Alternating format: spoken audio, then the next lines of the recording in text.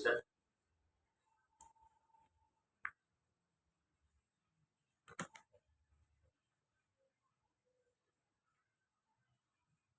Oke.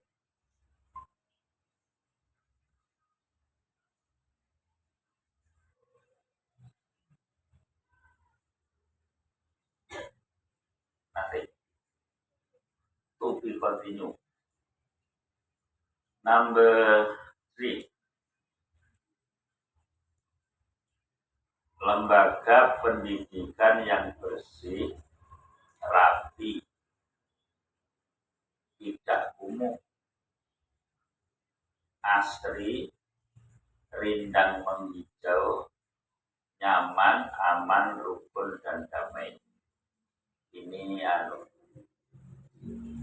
mewujudkan kritis, mewujudkan negara yang tergantung thayyibatun warahmatullahi, negara yang subur makmur, rumah ripah, loh jinawi, toto tentrem, kerto raharjo, hijau ranau, di bawah untaian intan mutu manikam zamrud katulistiwa. Apa no? Kalian no?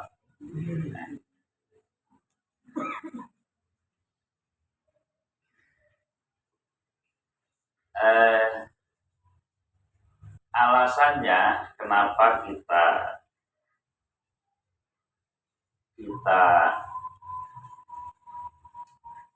memilih agar lembaga kita itu bersih, rapi, dan indah. Putus lagi deh. Asal tidak putus lagi ceritamu ya.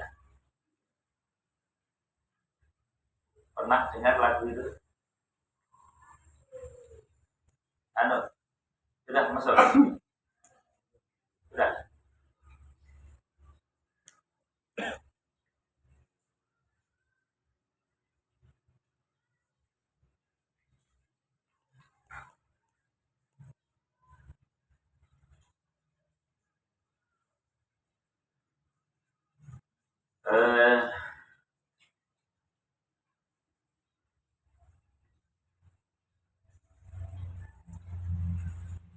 Di dalam Al-Quran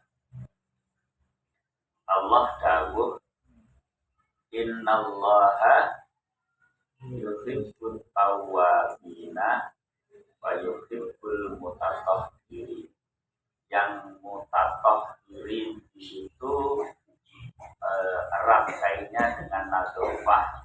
Kemudian Rasulullah menyampaikan an-nadzofatu minal iman.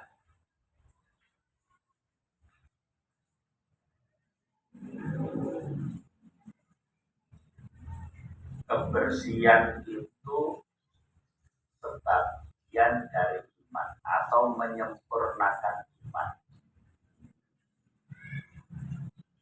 Jadi kenapa Islam itu mengajarkan istinja, mengajarkan bersuci, mengajarkan wudu tatkala kita hadas, kemudian mengajarkan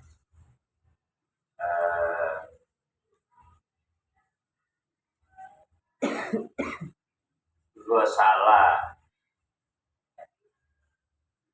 guslun tatkala junub. Itu sebenarnya adalah ajaran tentang kebersihan. Jadi pada dasarnya Islam itu sangat menganjurkan, menjunjung tinggi akan kebersihan dan mewajibkan kesucian.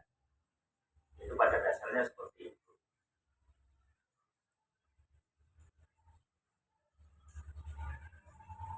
Kuku panjang suruh bersihkan, dipotong.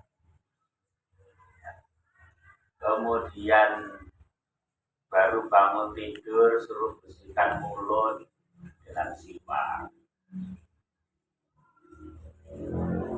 Buat waktu wudhu kita supaya membersihkan hidung biar gak ada hijau-hijaunya, apalagi yang biasa liwet untuk tajin.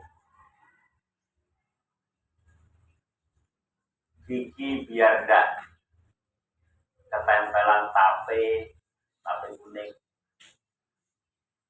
maka disuruh siwak, disunahkan. Bahkan Rasulullah menyebut andai tidak memberatkan akan diwajibkan. Namanya siwakan itu dalam setiap mau sholat. Sekali lagi ini membuktikan bahwa Islam itu sangat menganjurkan agar kita ini memperhatikan kebersihan. Baik kebersihan diri maupun kebersihan lingkungan. Nah ini mengajar. Ini realitanya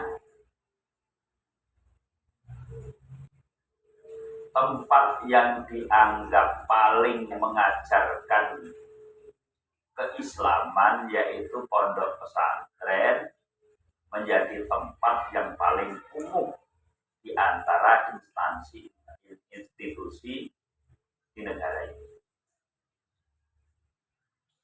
Kalau ada lomba kebersihan, lomba lingkungan,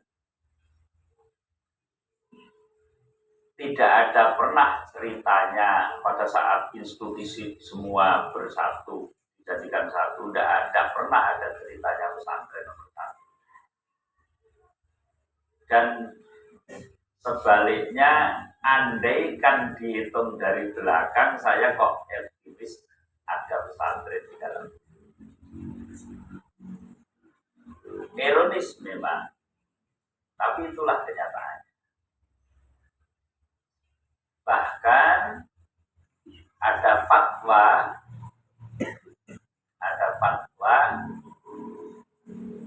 tentang santri kalau tidak tidak afdol. Populer ya itu ya, cukup populer. Mas Burhan di mana? Ini di Nurul Ummah masih tidak fatwa itu. Untuk yang mahasiswa sudah tidak berlaku, tapi yang untuk anak-anak masih berlaku ya. Ya. Apa nih sing pesantren ini? Mbak Al Munawir piye, Mbak? Mbak siapa? Mbak siapa? Mbak Fitri. Al Munawir bagaimana? Masih berlaku? Buatan nutup atau buatan tenanan? Ya. Dan itu populer di kalangan pesantren. Maka pertanyaannya, ini fatwa yang benar apa fatwa sesat?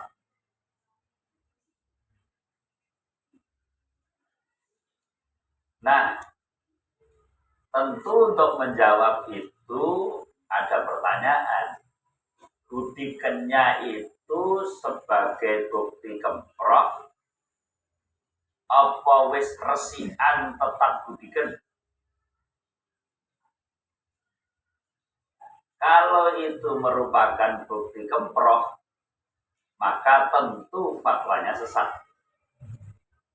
Tapi kalau wis njogo kebersihan, pola gedung juga sudah diatur sedemikian rupa, sirkulasi udara, cahaya sehingga tidak lembab, kemudian juga sudah nepe kasur seminggu sekali setidak-tidaknya, kok tetap budiken, maka biasa setiap orang hidup pasti ada sakitnya.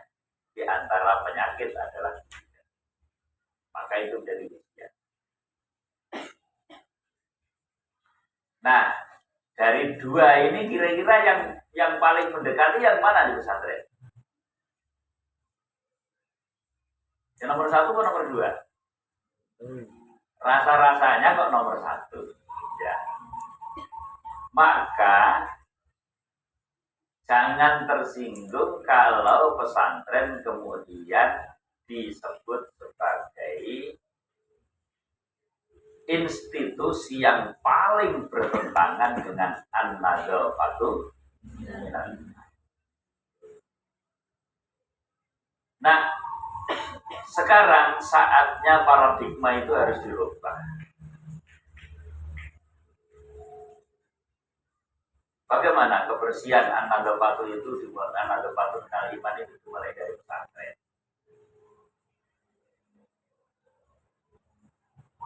Sulit memang ya, anulah wes ngerasane sulit iya, tapi kita harus tetap berjuang. Kita tetap harus berjuang bagaimana menciptakan sebuah lembaga yang setidak-tidaknya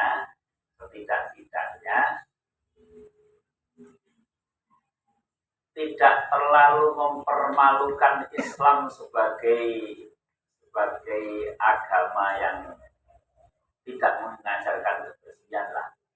Jadi jangan sampai dianggap Islam tidak mengajarkan kebersihan. Karena begini, sama dengan psikologi. Tatkala kita belajar psikologi, kita itu kan tidak bisa melihat jiwa seseorang kan. Tidak bisa melihat jiwa seseorang. Yang kita lihat kan gejalanya. Saya tidak tahu apakah Mas Adam itu orang baik atau orang jelek.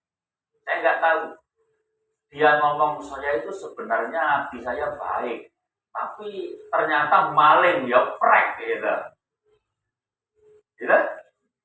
Dia ngomong saya itu aslinya piye nyatane nyolong. Iya jelek. Jadi psikologi itu yang dilihat adalah gejalanya, bukan hatinya. Karena tidak tahu isi hati. Maka kemudian dalam Islam ada ungkapan al-dhahiru yadullu ala batin. Nah, ternyata pesantren itu kumuh. Ya kira-kira artinya ya kumuh. Hatinya ya kumuh. Dibilang hatinya bersih ya nyatane lingkungannya kemprong. Nah, karena itulah teman-teman kita perlu berikhtiar. Kita perlu berikhtiar untuk merintis lembaga. 10 tahun saya merintis ini. Ini rintisan. 10 tahun kita merintis dan tetap berkomitmen untuk menjadi lembaga pendidikan yang bersih. Nah, prakteknya tiru cerita Sayyidina Ali. Saat Sayyidina Ali pernah menjadi tukang bersih lingkungan di Baghdad waktu itu tak selembar daun pun yang sempat menyentuh tanah. Jadi ibaratkan saking bersihnya seperti itu. Tak selembar daun pun yang sempat menyentuh tanah. Walaupun kita bisa mengelak. Yo, kono godhonge kurma, yo begitu jatuh langsung jikuk gampang. Lagi ini godhonge klengkeng. Arep jikuk siji-siji po yo. Ya, itu pelajaran saja, nggak usah dibantah. Yang penting itu roh sampah berserakan segera diambil. Memang lah arep jikui godhonge kurma, apa meneh godhonge klengkeng, apa meneh godhonge godhong landing. Apa? Manding. Manding apa landing? Landing. Landing. berarti kok melanding kok baru mau manding kan burung itu. Gading. Oh gading ya. Manding ya anu ya. Itu oh mana ya tempat beli sepatu kulit ya. Manding. Wah melanding itu kepiye lenji kuwi. Terus nek kono ra ono. Iki jenenge ya rasa dibantah ngono kuwi lha cerita Sayyidina Ali. Tapi yang penting itu Sayyidina Ali telah mencontohkan bagaimana hidup. Maka seluruh kru Al-Mumtaz, seluruh stakeholder Al-Mumtaz diajak untuk peduli sama lingkungan. Kebersihan, kerapian. Bahkan kita punya konsep tentang tumbuhan. Konsep tentang pohon. Tumbuhan. Masih ingat?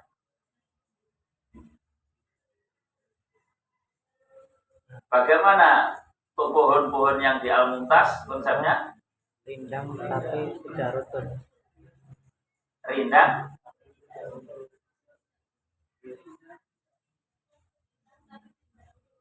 rindang tapi tidak rumput. Bagaimana tentang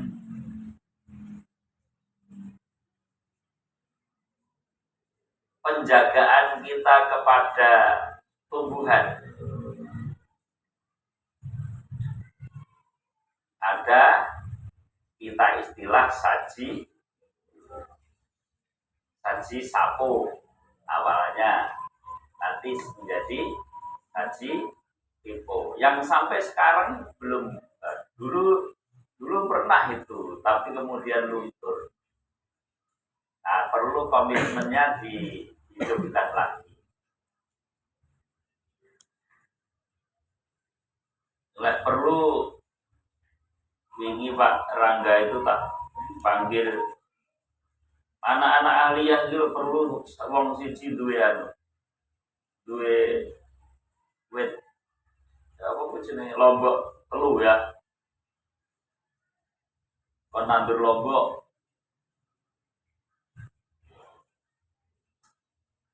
wong kabeh seneng lombok sampai sing lara lambung wae tetep ae nekat lombok.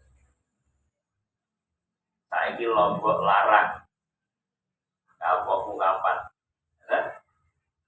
Nah, maka sing seneng pedes lek kekurangan lombok, moro rene tak tambahi sandal. Kan tambah pedes. Nah, ini menjadi komitmen kita nanti ya. Prakteknya bagaimana konsep ini? Sedikit sudah kita contohkan kalau pas reorientasi bagaimana caranya, tapi saya kira praktisnya nanti masing-masing kepala madrasah harus. Yang jelas kita harus sama-sama punya semangat menciptakan pesantren yang bersih, rapi, indah.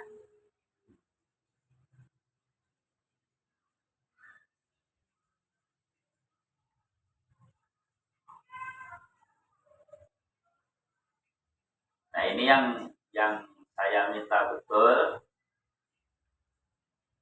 ngarep masjid ini kan paling sering dipakai bocah-bocah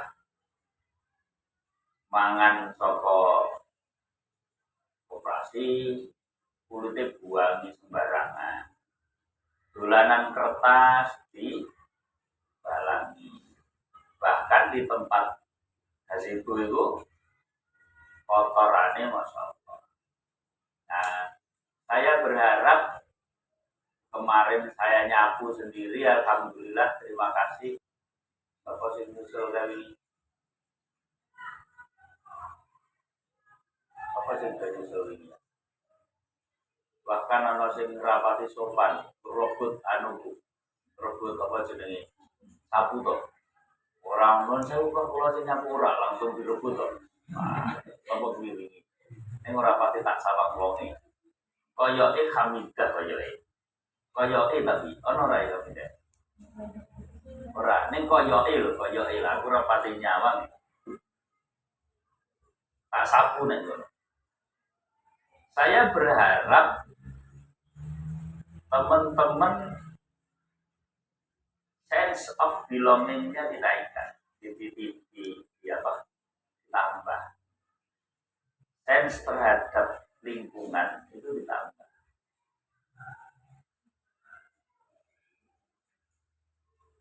Nek perlu iku sesuk lek ora apa-apa dalam rangka siar sesuk lek ana lomba institusi berwawasan lingkungan. Itu Al-Mumtaz bisa mengalahkan Atmajaya dan Istighfar. Berkali-kali diadakan penilaian kebersihan lingkungan itu nomor 1 gantian antara Istighfar dengan mana? Atmajaya. Atmajaya itu non muslim jelas Kristen. Sementara Istighfar itu umum. Saya berharap sebenarnya yang juara itu UIN, UII gitu. UII Universitas Insya Allah Islam itu. Nah iso ngono kuwi apa ora-orane Ahmad Dahlan gitu. Apa UMZ, lah kok ora Atmajaya. Padahal yang punya an-nadzafatu minal iman adalah umat Islam. Jadi monggo ini komitmen ini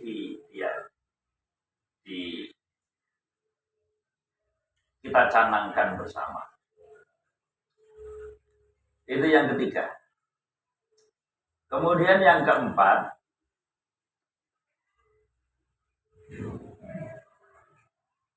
ide dasar Al-Mumtaz, ya, cita-cita didirikannya Al-Mumtaz, pendidikan yang memberikan penilaian secara jujur. Alasannya, kita punya prototipe manusia terbaik, manusia tersukses di dunia, yaitu Rasulullah Shallallahu Alaihi Wasallam. Salah satu kunci kesuksesannya karena beliau punya 4 sifat. Yang nomor 1 adalah sidik, jujur. Kemudian didukung penelitian ilmiah oleh Thomas J. Stanley yang kemarin sudah kita sampaikan. Kemarin itu kita kan referensi ya, yang kita kan referensi. Sekarang bagaimana kita mau membuktikannya ini ya.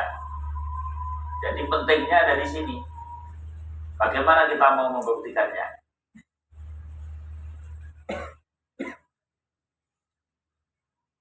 Thomas J. Stanley mengadakan penelitian ilmiah menyimpulkan bahwa yang paling berpengaruh dalam kesuksesan number 1 adalah jujur. Maka kita meyakini bahwa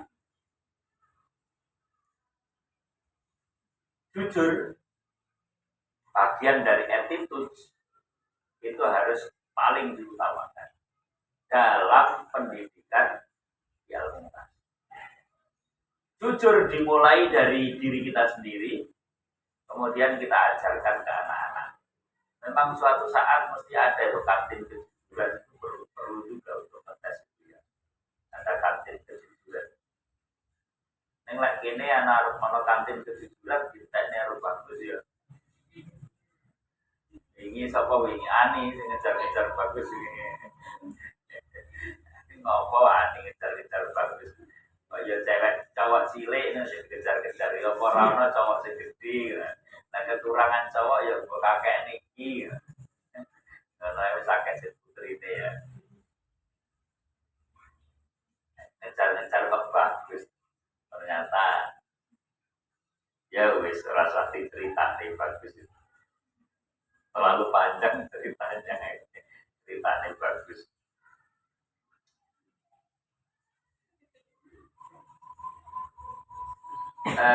Teman-teman nanti jenengan bisa merasakan. Sekarang saya menilai begini ya. Kenapa Indonesia itu nggak maju-maju? Kenapa Indonesia ini situasinya seperti ini? Negara lain sudah maju, negara kita nggak maju-maju. Salah satu letak kesalahannya adalah lembaga pendidikan.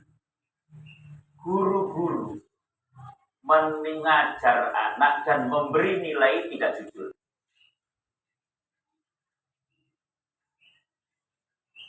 Mas Adi, sampean nangge rapot nangge ijazah nilaimu piro? Anu matematika. Ijazah SMA. KKN 75. Lek ujian aslinya oleh piro? 80. Pun lali. Lali kalau ada orang yang sangat baik, sampai lupakan. Siapa yang sangat baik? Guru. Saking api nilaimu telu dari 75. Betul ya? Itu guru yang baik ya?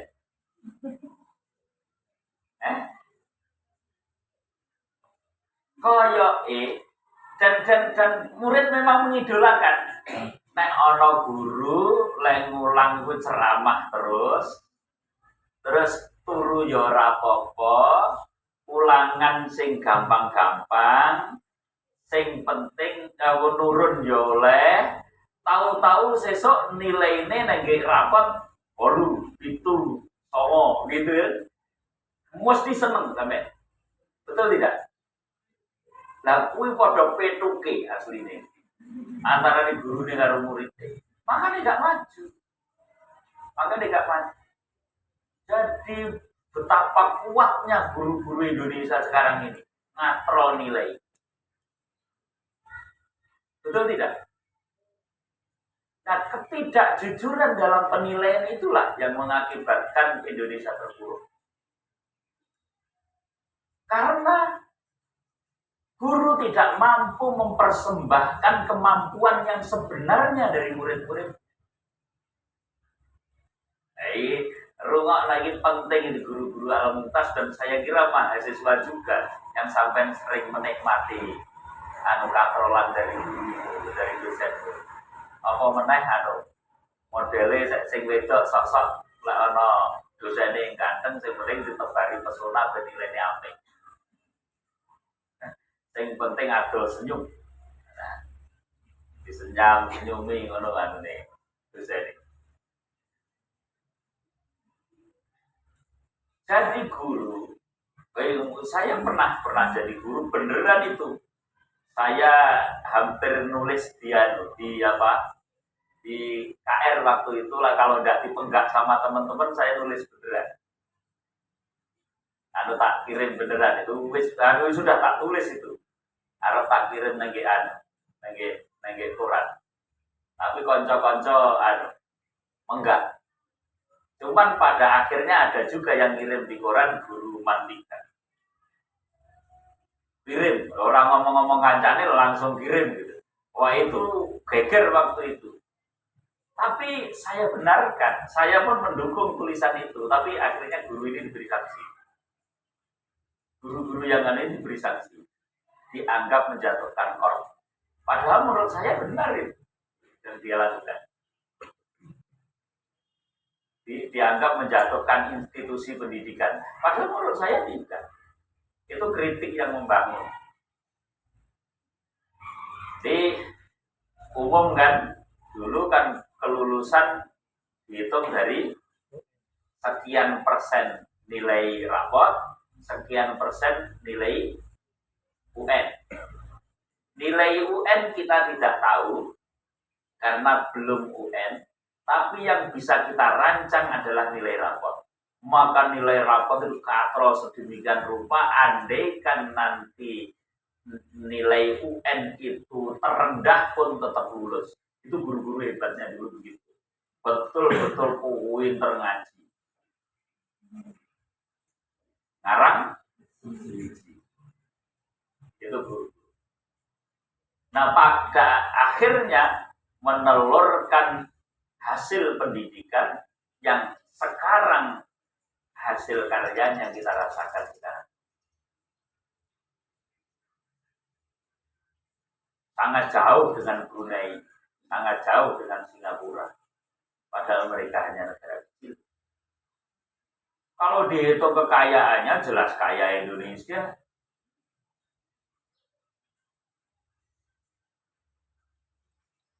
Kunci kemajuan sebuah bangsa adalah pendidikan. Dan inilah realitanya. Oleh karena itu, kita perlu mengadakan perubahan. Perlu mengadakan perubahan, bagaimana kita berusaha memberi penilaian kepada anak itu secara jujur. Ngajar sungguh-sungguh, mendidik sungguh-sungguh, kemudian menilai sungguh. Satu peristiwa yang mesti saya koreksi adalah, mesti dikoreksi, kejadian kemarin seperti kejadiannya Farel. Bapak Ibu, kalau anak ini kita naikkan tanpa syarat, akan berdampak buruk enggak secara psikologis kepada anak-anak yang lain? Jawabannya guru-guru iya. Loh, tapi sampean kok nilai apa efektifnya? Loh, andai kan jawabanmu iya, mestinya ditulis di penilaian itu sejak awal bahwa dia tidak baik, sehingga tidak ada polemik dalam rapat kenaikan kelas. Itu mestinya. Ini menunjukkan bahwa jenengan memberi nilai tidak jujur. Ya, gitu. Jenengan memberi nilai tidak jujur apa tidak serius? Nah, itu. Adu podo. Serius adalah sebuah kejujuran kerja. Serius adalah sebuah kejujuran kerja. Nah, makanya gitu ya. Ini satu contoh. Saya minta besok tidak ada yang terulang lagi. Maka solusinya, buat form penilaian yang formnya itu bisa dibawa kemana-mana, sehingga tugas kita mendidik itu tidak hanya di dalam kelas saja, tapi di dalam dan di luar kelas. Nah, inilah komitmen yang harus kita lakukan di Al-Mumtaz. Yakinlah kalau ini kita lakukan betul, akan semakin banyak wali santri yang hati nuraninya bagus, nanti yang lebih percaya menitipkan anaknya di Al-Mumtaz. Karena di Al-Mumtaz jujur. Setidak-tidaknya KKN yang sekarang ada ini dan dengar program kita ini, sesuk kan dua anak doan. Masing-masing anaknya 1 orang 10 lah ya. KKN 20, ibaratnya ternyata di antara yang 5 itu ada yang bersatu, punya anak 10 kan, setidak-tidaknya kan Rene misalnya 100. Ya, Mas Ahsani sesuk karo Mbak Fitri pamane. Terus bersatu ya, Mbak Fitri sampean kalau sama Mas Ahsani nanti enggak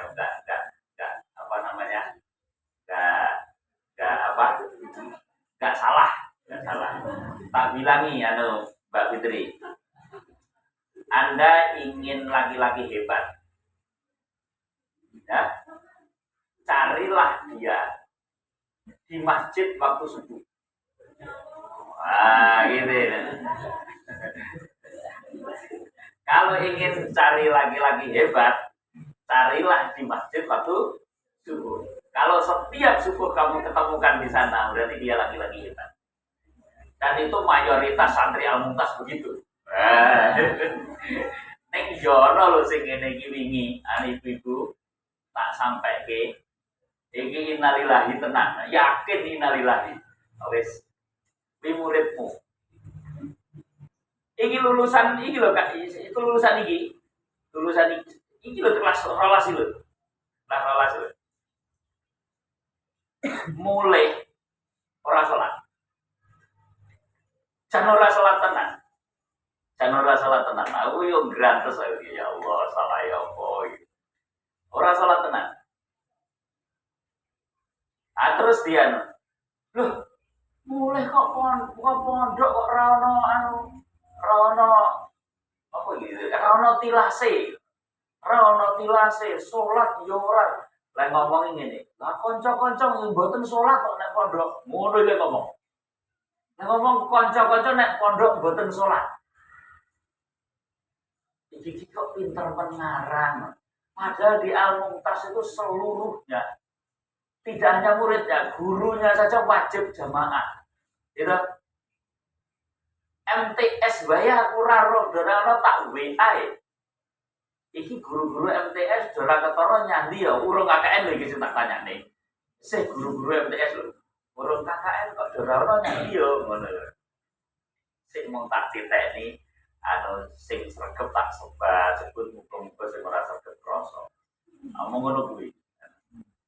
Jadi begini Mbak-mbak dan Mas-mas, kenapa kemarin sudah nyampaikan tentang pendidikan dimulai dari masjid ya. Itu aslinya begini.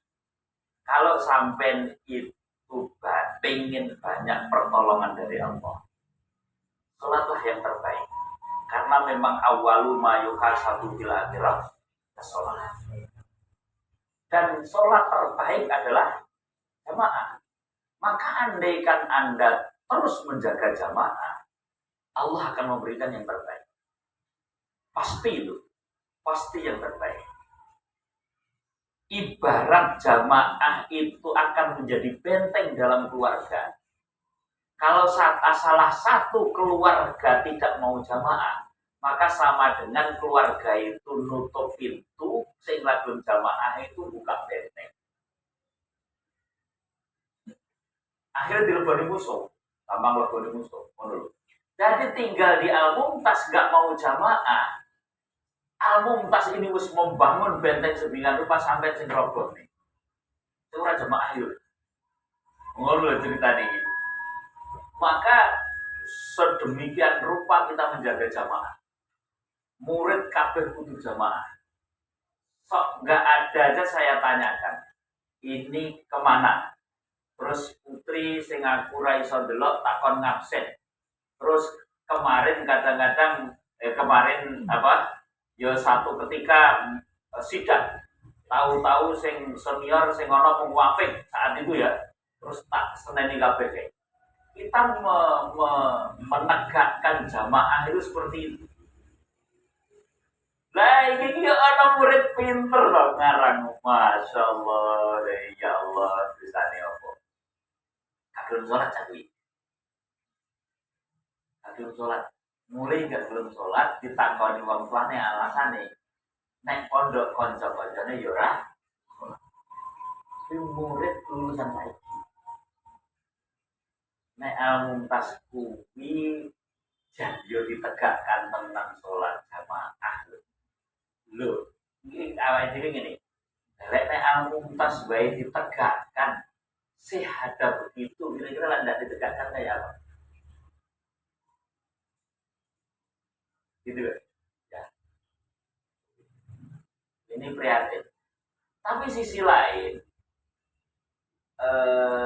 Allah mengingatkan kita supaya lebih teliti lagi kepada hal-hal. contohnya sing apik banget. Terima kasih banget kalau ada kru Al-Muqtas itu begitu di situ dibaca Al-Quran itu ya sudah tinggalkan pekerjaan di kantor segera menuju ke tempat wudhu sehingga begitu selesai adzan sudah seperti santri sudah berada di masjid. Jangan kedahuluan imam pokoknya. Yo nek si ono saiki si ono lah sing jelas iku imam wis nata santri supaya bersih sawu suku vakum itu ternyata sing kok kantor sing kliti teko ini yo ono lah ini sing ono itu perbaiki lah ya Pak Dena ya perbaiki lah disiplinnya lagi yo. Nah itu dinyontoni santri ya memang lisanul hal nafsuhu min lisanil maqal. Jadi jangan hanya ngomong doang gitu loh. Jangan hanya ngomong doang. Kok keri-keri malah kabur maktan indallah antakulu malatat. Naudzubillah min gitu ya.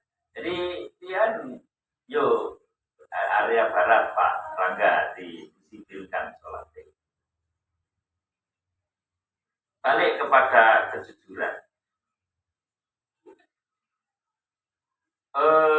Dalam bisnis ternyata juga dikenal nanti ada kunci kesuksesan dalam bisnis itu ada dikenal istilah apa? Yang ada kaitannya dengan jujur. Trust. Trust itu buah dari kejujuran. Dan itulah kesuksesan Rasulullah di dalam berbisnis. Trust, kepercayaan, buah dari kejujuran. Dengan umpamanya begini ya, jujur. Nek jujur ki asline dari perasaan, dari hati. Saya gini nyontohkan gini Pak Nandang ki diberi kepercayaan bimbing bocah-bocah lomba apa tadi ya?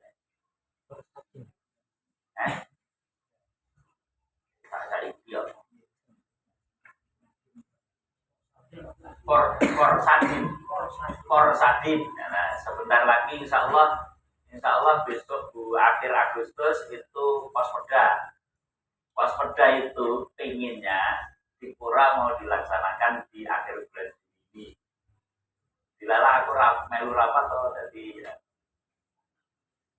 Bulan Juli itu murid-murid baru datang, kita masih repot-repot itu saja. Padahal karena salah laporan. Itu saja. Padahal aslinya Al-Muqtas lagi lah. Tapi tak tahu mungkin. Nah, Riyadi kok setuju loh, sing dari pesantren yang lain. Nah, akhirnya diundur, jadi dilaksanakan akhir. Nah, di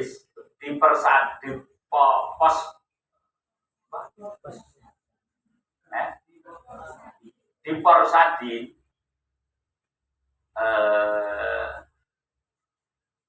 pemimpin pendampingnya itu Pak Nandang. Pak Nandang karo Al-Muqtas digawani duit 10 juta. Buat dia aja ya kapan tenanan. Saiki pokoknya saya ngitung, padahal saiki 500.000 ya. Ono ora iki, Mbak? Ini. Sing delegasi ya kok sangane ora iki? 200.000 kelasnya setahun ya.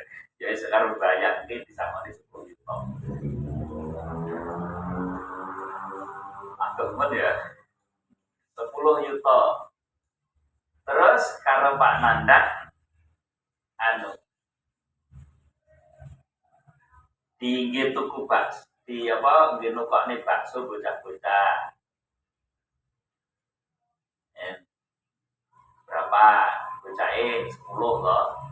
10. Terus sing salak di tuku bensin. Tenan. Terus akhirnya gawe laporan niku balik ke bendara Mbak Feni kembali sak yuto. Balik sak yuto rinciane Mbak Feni iki ampian wonge tapi kurang teliti. Ampian yo wis makasih Mas. Lho lek perintahku kudu diteliti. Ini masuk akal apa enggak? Kudu lek perintah. Nah, akhirnya sing ditampa Mbak Feni itu aku sing moson kayak sama ini ya masuk akal lagi masa tuku bakso wae 100.000 wong siji tuku bakso entek sak yuto gak masuk akal lah. Mungkin ya wis maklum, tapi begini, urusan perasaan itu urusan nurullah. Urusan perasaan nurullah. Saya bisa jadi diam nggak menanya ya sama Pak Nanda, tapi lama-lama memunculkan kewaspadaan, dimunculkan perasaan curiga. Coba lek ngono sesuk tak ngangkat wong liya, akhirnya sampean gak diangkat di jabatan lagi, tidak diangkat. Siapa yang memunculkan perasaan seperti itu? Itu buah dari ketidakjujuran, kehilangan kepercayaan. Walaupun tidak terbukti. Satu contoh, kita punya presiden yang dihentikan di tengah jalan. Enggak saya sebut namanya ya. Enggak. Saya waktu beliau diturunkan dari presiden, saya ikut marah juga sebenarnya. Tapi satu sisi harus mengatakan bahwa kalau beliau dituduh seperti itu bahkan sampai sekarang tidak terbukti, tapi orang-orang itu pada percaya karena memang ngomong sering bolak-balik, sering balik. Satu contoh begini, saya itu tahu betul pada saat sidang MPR, DPR itu bilang begini, DPR kayak taman kanak-kanak begitu. Itu di sidang DPR di paripurna, begitu. Itu malam. Besoknya di wawancara TV, beliau bilangnya, oh itu kan dipelintir saja sama media. Padahal enggak, saya dengar sendiri, saya mengikuti acara itu. Dan pada saat saya mengikuti acara itu itu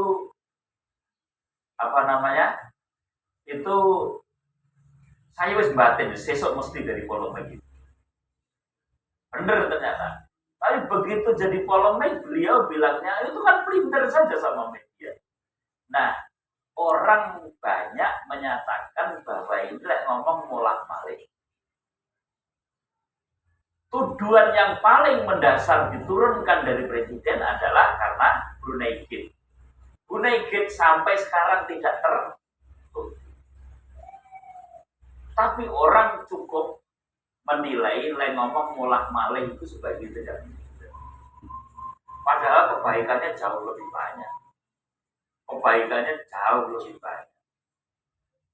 Akhirnya lengser. Ini bro saja ya. Betapa pentingnya jujur. Oleh karena itulah maka dimulai dari penilaian pendidikan di Al-Mumtaz harus betul-betul dilaksanakan dengan cara yang jujur. Kalau anak mestinya tidak naik kelas, betul tidak naik kelas. Dan seterusnya. Inilah kenapa kemudian kita menuliskan di Grand Idea atau Ide Dasar Al-Mumtaz ini lembaga pendidikan yang memberikan penilaian secara jujur. Itu pentingnya seperti itu. Maka saya pesan kepada kepala-kepala madrasah, tolong tegakkan kejujuran dalam penilaian. Ya, tegakkan kejujuran dalam ngomong ABS, jangan hanya asal bapak senang. Ya. Nah ini jangan asal abah senang. Berarti apa itu? As. Yang penting orang ditambah itu. Ya?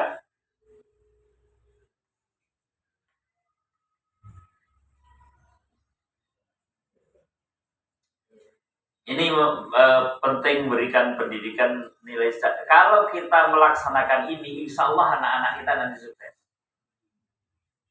Karena kita akan terlihat betul kemampuan anak itu. Jane ini bocah iso ora.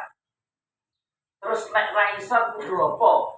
Jadi nek jenengan iku menilai dengan jujur, maka follow up-nya akan jelas. Oh ini harusnya diremedi. Oh ini nilainya bagus dan berarti harus ada pengayaan. Nanti kalau ketemu ini ulangan kok elek terus. Oh memang dia tidak talentanya di situ, maka guru mencarikan kelebihan dia dari sisi yang lain. Jadi bisa jadi nanti nilai tertentu nilainya 4, nilai yang lain nilainya 9. Dan setelah dirata-rata bisa naik kelas. Nah itu. Ada nilainya mungkin 5 tertentu, tapi ternyata nilai afektinya 9,9. Di rata-rata naik kelas. Nah itu baru begitu. Akan ditemukan seperti itu nanti. Maka nilai yang jujur. Guru-guru kudu nilai tenan, orang mau ngambil ilmu kira-kira. Nah, perlu harus diwujudkan betul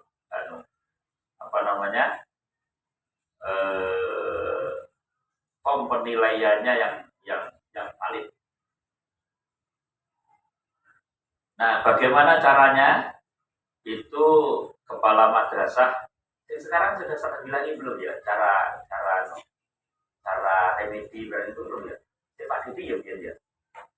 Oke. Saya kira bisa tanya nanti Pak Rangga dan yang lain. Mas Rifat. Oh, bisa loro ya.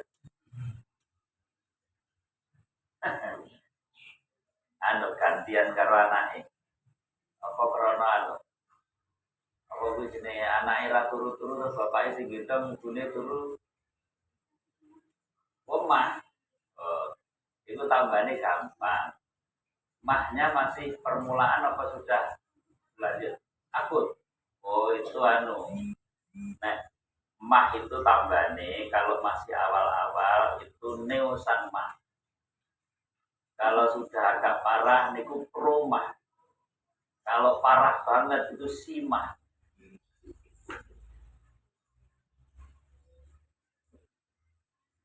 Adalah paham tak? Kritik ngabung ini udah paham. Kotak kotoran. Nanti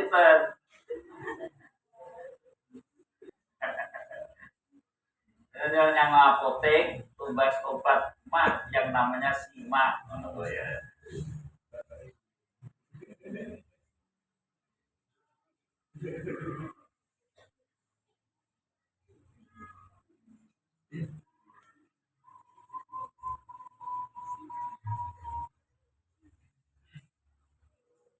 Nomor 5, lembaga pendidikan yang mengembangkan potensi diri, peduli terhadap kaum duafa dan bernilai pengentasan kemiskinan. Ini kemarin tak terangkan. Pendidikan Indonesia itu kan meratakan lembah. Padahal bumi ini ada gunung, ada jurangnya. Roto kabeh oleh pendidikan Indonesia. Semuanya dinilai dengan kognitif. Padahal tentu ini penilaian yang tidak adil sebenarnya menurut para ahli yang sering diskusi dengan saya.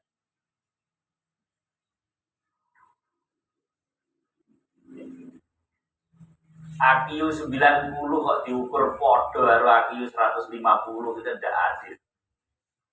Nah, kita pendidikan Indonesia itu AQU 90 dengan AQU 150 diukur dengan materi yang sama, durasi waktu yang sama, KKM yang sama. Engko terus diumumke ranking, betul-betul dolim. Diumumke ranking. Lah sing menang ya mesti 150, sing 90 minder to ya. Padahal mestinya setiap orang pasti punya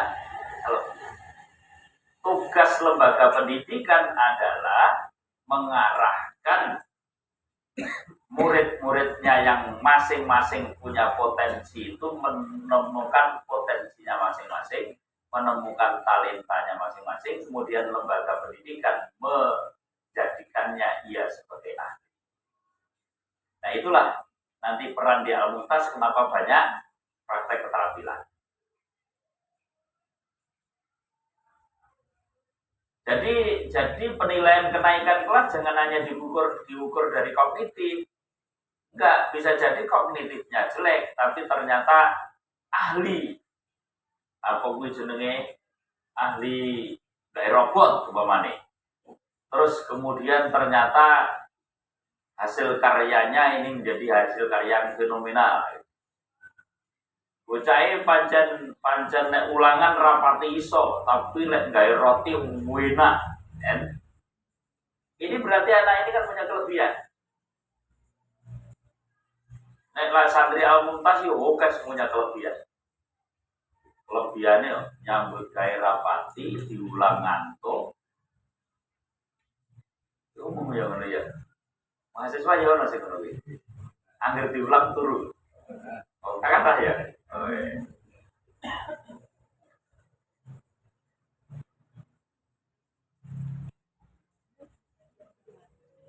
Jadi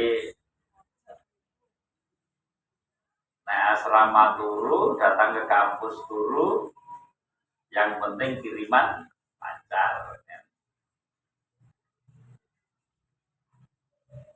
Nah inilah alasan kenapa di Al-Mumtaz ini independen. Bagaimana mengarahkan anak-anak itu menemukan talentanya masing-masing. Kemudian dari talenta itu tidak hanya sekedar hobi, tapi bagaimana diarahkan bisa cari rezeki yang halal dan thayyiban. Nah, sampai saat ini kelihatannya belum berhasil ini. Jauh dari berhasil Mas ya. Masih jauh belum berhasil. Teman-teman kemarin yang ngaji, yang ketemu dengan saya pagi itu, pagi sore ya? Hari Kamis ya? Sore. Saya tunjukkan, sekarang ada satu model pendidikan yang di Jerman namanya Ausbildung. Coba dibuka di Google Ausbildung. Oh ya Pak Nandang ngurung bagian ya ini keterangan Ausbildung yang kepala madrasah sudah kemarin. Ada Ausbildung. Sampai nanti kalau baca itu di Ausbildung, lu Al-Mumtaz banget ini. Ini Jerman loh. Negara maju.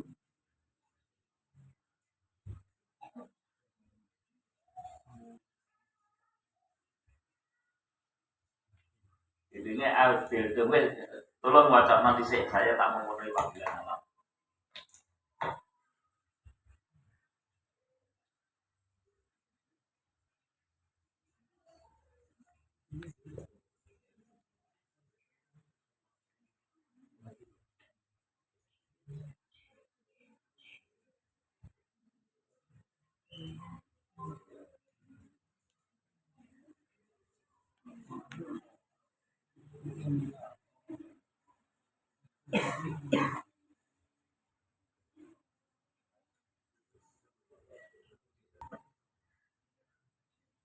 Bagaimana, sudah baca? Ada tidak kesesuaian dengan Al-Mumtaz? Hah? Ya. Itu pendidikan luar negeri loh.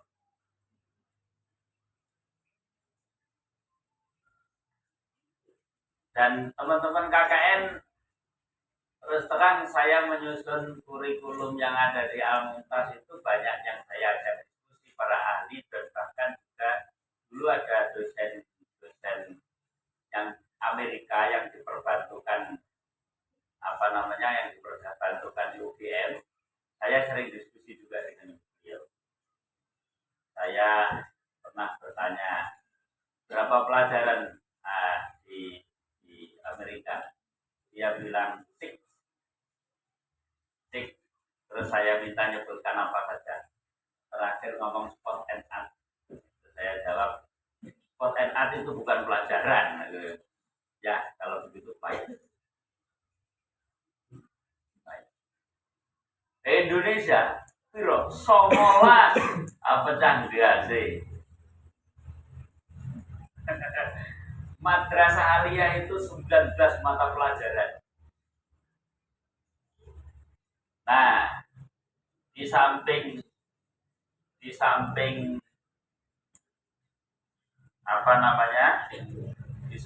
dari hasil diskusi bagaimana pendidikan di luar negeri, kita juga membaca di Ta'limul Muta'alim, bahwa di Ta'limul Muta'alim mengutamakan ilmu hal dari yang praktek. Maka teman-teman ini saya bilangi, masih ingat teman-teman ya, antaranya praktek dengan teori berapa persen?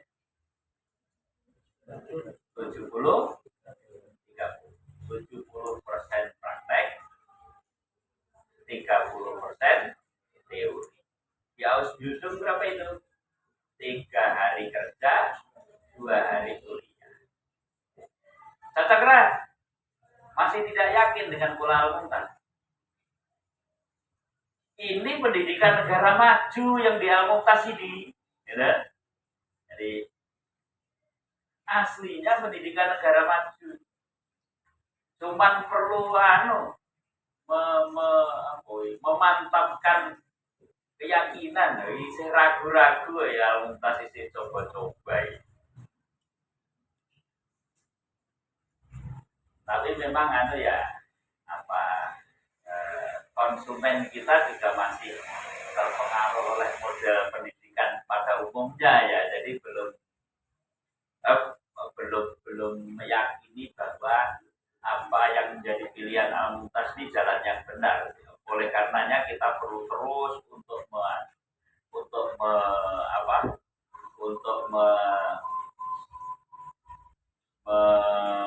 mensiarkan.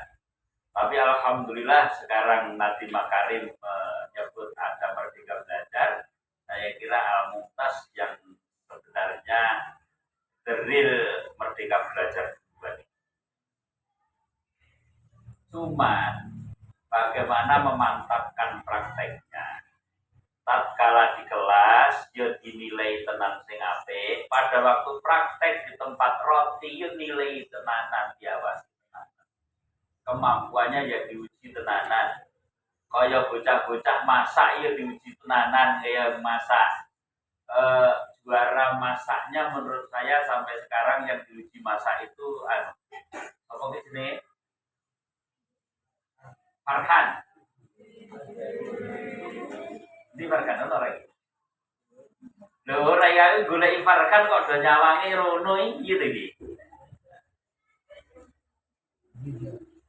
Besok metu iki Farhan apa jadi rahmat to?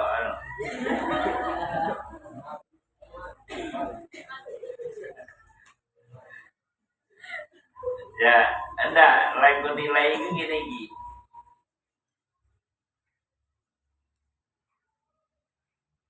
Jangan lompong kok ora gatel dimam enak, itu berarti hebat.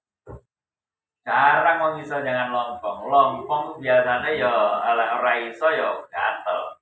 Kayak siapa sih nggawa lompong ya? Arkan juga itu. Arep masak. Siapa sih arep masak? Muka Roma.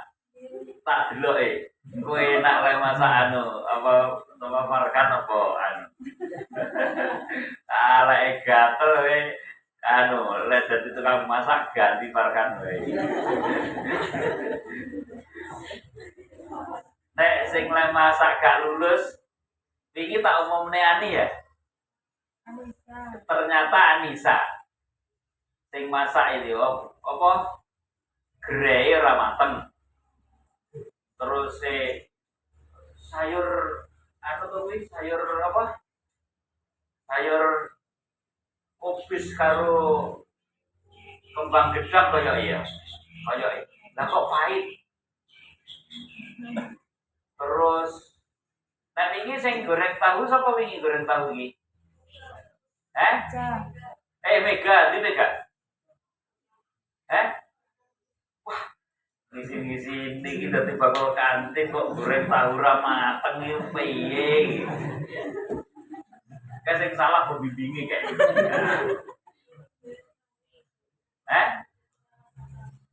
Lho, lek ra doyan tahu terus ra iso masak tahu, lek bojone seneng tahu. Ngomong golek dhewe. Padha karo kowe ra seneng iwak wedhus, lah terus lek bojomu seneng iwak wedhus. Kon makan dhewe, masak dhewe, Mas. Akhirnya bojomu aku tak golek bojo nek wae tambahan ning masak wedhus. Kowe sing masake lek bak gedang, bojo sikine sing masake iwak wedhus ngono ya.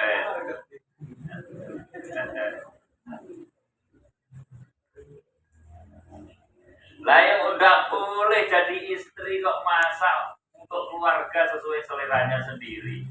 Yang menyesuaikan harus selera suami biar suaminya nggak jajan kemana-mana. Mana tuh Pak Nandang ya? Lagi nanti ya pasangan Pak Nandang orang lain. Mana lagi? Orang. Kok sakit? Untung berarti ya. Masuk ke bejlokan. Wedok reso masak. Wedok. Jadi ngono ya di sana lah. Ranya di. Wah nang lego diomongi, ra lulus. Jangan nih, ra lulus tenang Mas. Jadi lulus, Farhan lulus. Ternyata pokoknya mengalahkan yang wedok-wedok. Lah ini urung Pak? Urung Pak? Jangan masak?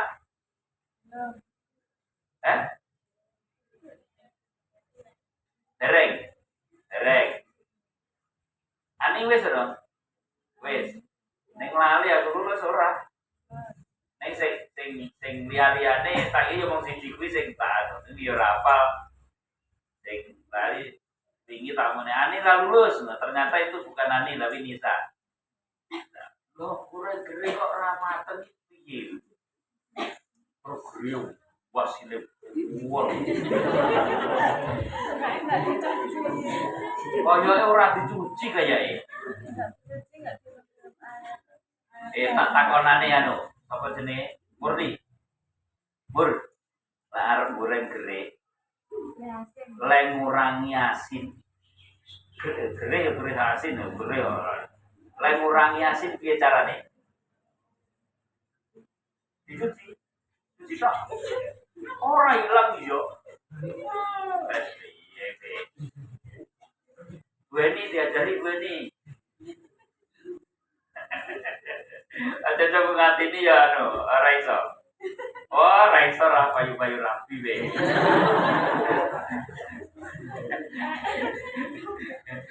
Udah iso lo. Mbak nganti ini apa? Tadi dia iso lah. Ya. Dicuci biasa. Waduh. Mulane salah marah tuh. Gue seneng amasin.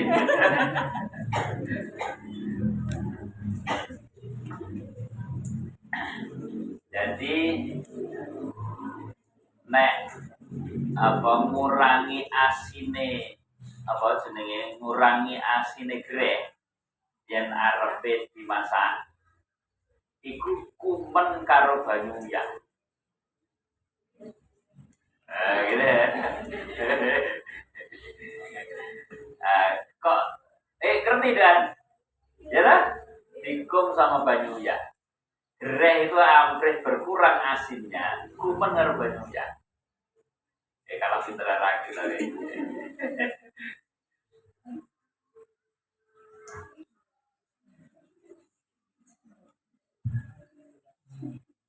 Nah, apa kuwi jenenge ana sing gawe apa iku?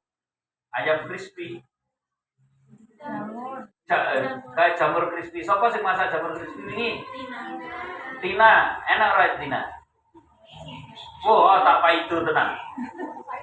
Oh. Iya bulan rumah itu ini. Siji. Waya dirabek nih kuwi. Ana apa kuwi jenenge tepung masin. Wandel. Terus jamure jero ora mateng, ya. Iki masakane sapa iki? Ternyata Tina.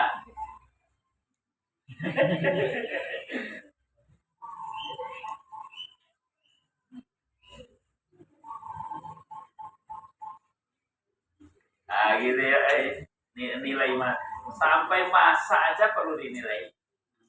Ini persiapan hidup. Ini persiapan hidup. Nah, nek ngajari, alhamdulillah Aliyah sekarang sudah banyak disuruh masak ya. Tapi membuat apa namanya? Membuat apa jajanan itu ya, jajanan. Itu lagian PKK. Jadi insya Allah mas-mas KKN nek golek bocah santri kene gak pinter-pinter masak. Kalau sing ora. Kan Mbak ini rumah masak aja kok pilih ya. Masak ya. Neng Mbak Penny, lek sampe ini ya ora ngarep-ngarep pilih iki blontok lagi.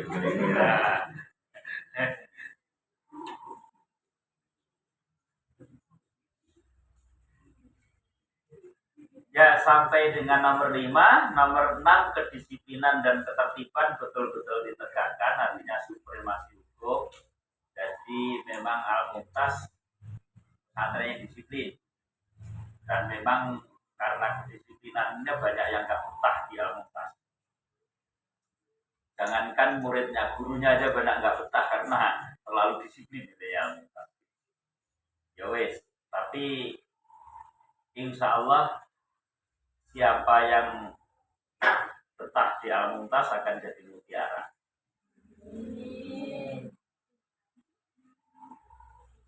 Sampai dengan nomor 6 aja dulu. Saya kira cukup untuk ini. Tapi sebelum ditutup mungkin ada pertanyaan, silakan.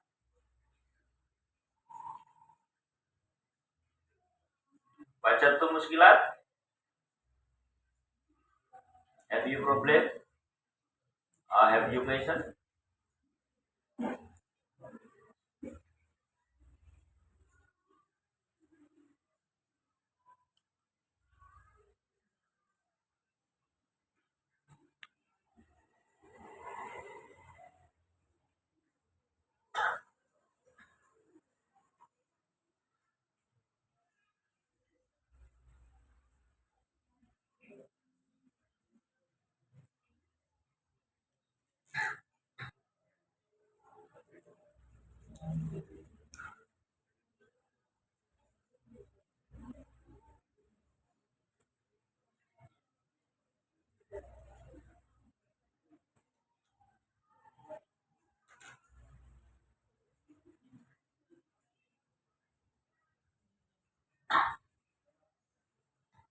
Tidak ada. Selanjutnya teman-teman